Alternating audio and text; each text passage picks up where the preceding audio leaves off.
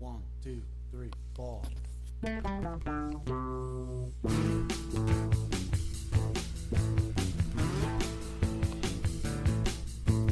gave you all I had to give, and I done the best I can. So now it's up to you to finish what I began. Yes, I will always love you, and I'll be there just for you. So in all that you do, my child, to yourself you must be true.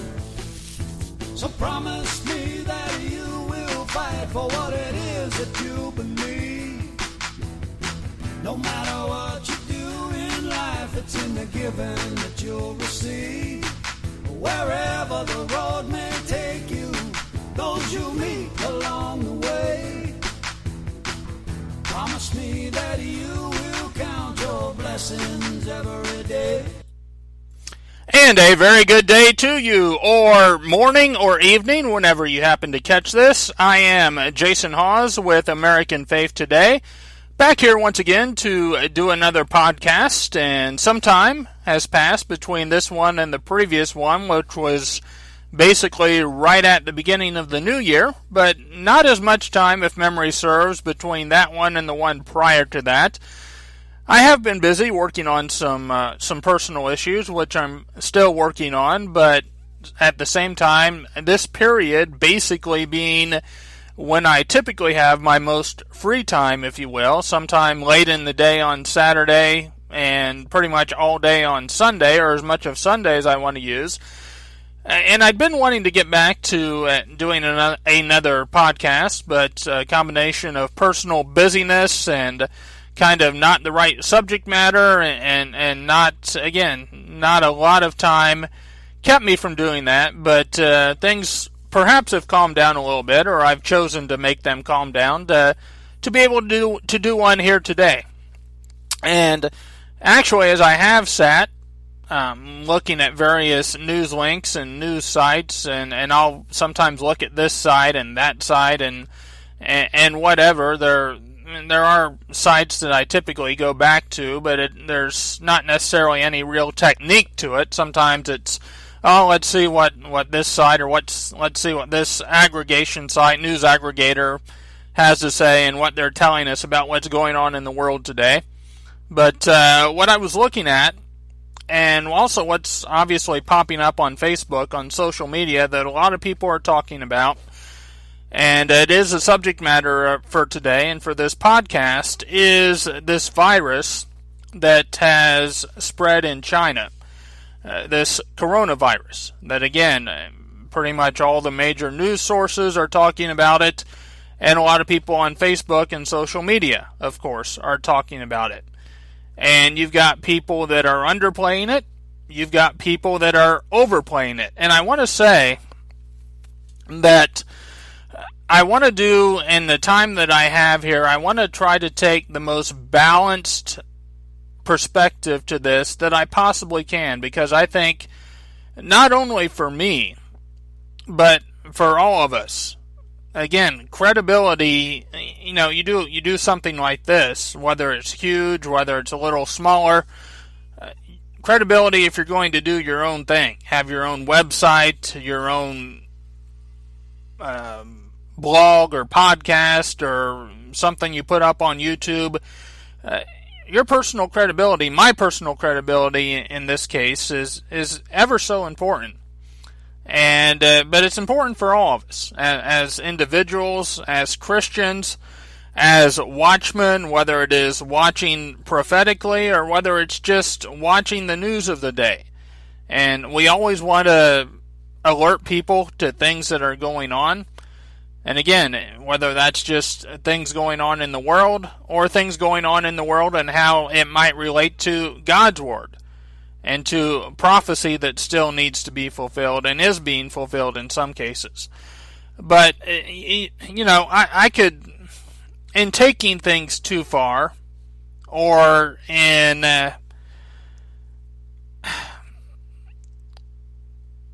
jumping to conclusions, I could reference something that a number of us, including me, those of you who might be personal Facebook friends of mine, or might know it or might have seen it firsthand. I don't want to get completely off the subject here, but just to use this as an example. Last year, it was about in the fall or something like that, about September, October. There were some people, a couple in particular, that might be in the circles of some of us, that were going around that were saying that we were in the tribulation, and that come Christmas time or thereabouts, we were all going to see Satan as Antichrist make his appearance on the scene and claim to be Messiah to the world. Or, again, whatever the claim would be, which, quite frankly, would pretty much be Messiah to the world instead of Christ. Not so much against Christ in the Greek, when you take it back. But, that was last year.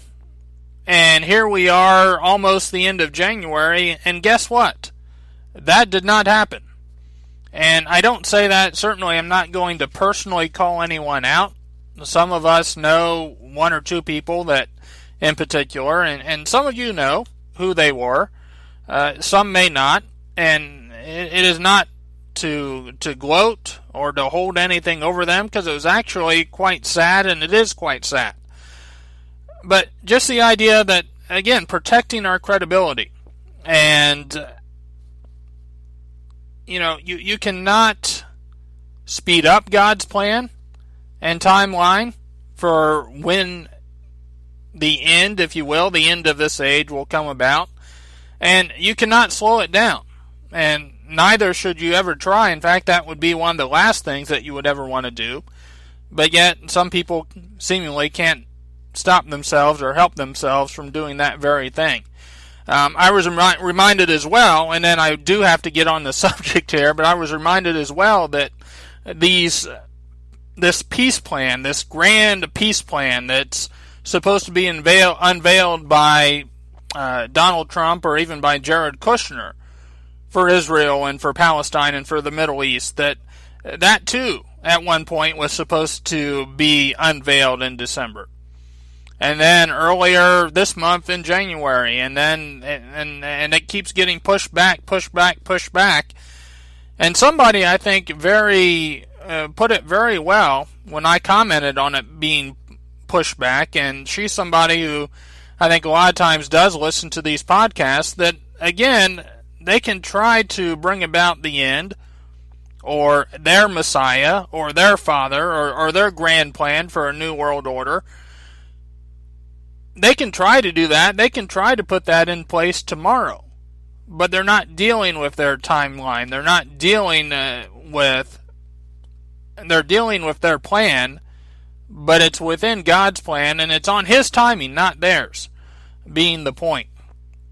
And so, as we get into this, always remember as well that always hold that in your mind, and always never lose sight of that if the whole world around you, or much of the world around you, seems to be going crazy, or anxious, or fearful, or utterly confused and chaotic, understand that God's in control, and if you're doing your best to serve Him, to be in His plan, and to watch the events that as they transpire, but not get shook by them, you'll be totally fine.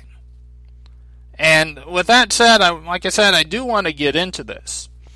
And I do want to get into what I believe, how it came about, which again, I don't necessarily have evidence of or proof of. It's taking what some have said or what some have found and trying to connect the dots. That's the best, really, for the most part, any of us can do.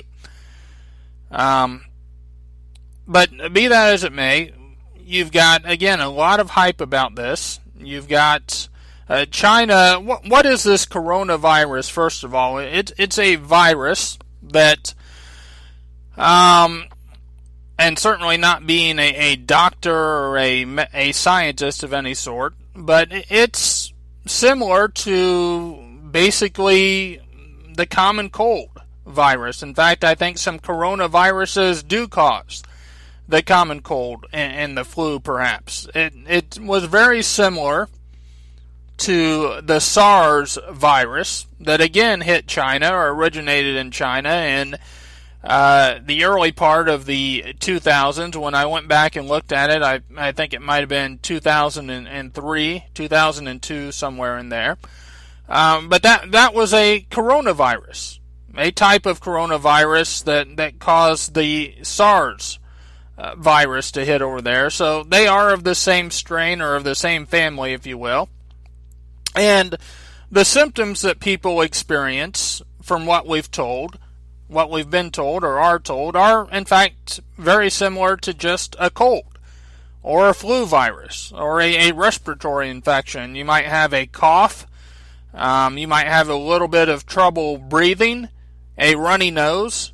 There are some people who are claiming that people who have this don't really have respiratory symptoms, that it's more of nausea, vomiting, diarrhea, which is kind of interesting if that's the case. But overall, most of it that we're told is basically what you would expect from a common cold, common flu, sore throat, respiratory infection. And then supposedly it just untreated, it gets worse, it mutates and develops into possibly pneumonia, which again, any respiratory infection, as far as that goes, could. Somebody has bronchitis, for instance, that can develop into pneumonia. But can develop into pneumonia, and some people are saying it can lead to organ failure of various types as well: kidney failure, liver failure, multiple organ failure, etc. And again, you've got people that are absolutely almost causing a panic, or are panicked over this, and you've got people who are saying, no big deal, or it won't be such a big deal. But it is interesting, and I think what they have said, and what they've claimed, of course, is that it came from them eating exotic animals over there.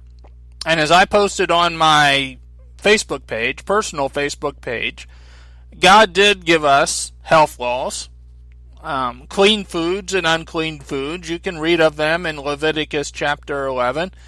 If that doesn't quite do it for you, there are some credible lists and websites, or websites with lists of biblically clean and unclean foods according to those same standards laid down in Leviticus 11 that you can find various places online.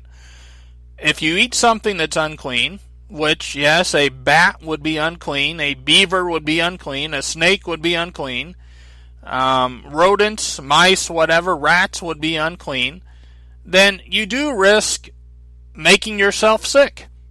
And we can contract various illnesses from animals, but at the same time, as somebody who actually has been a Facebook friend of mine, is a Shepherd's Chapel student, and is someone who is very knowledgeable on colloidal silver, and I might reference him if time allows. His name is Steve Barwick. Pointed out as I was reading an article or piece that he had posted on this at one of his websites, that people have been eating those animals for hundreds and thousands of years in China. So, and we didn't have this coronavirus, whatever they want to call it, epidemic, pandemic, you name it, until now.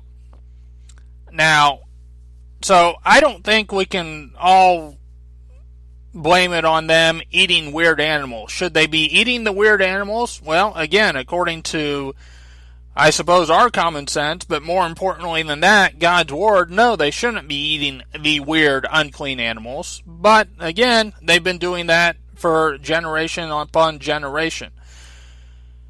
There's also some reports out there that shortly before, maybe not so shortly before, but fairly recently, right there in this very city in China of Wuhan, that they had constructed a lab to observe, study human pathogens, human viruses and bacteria,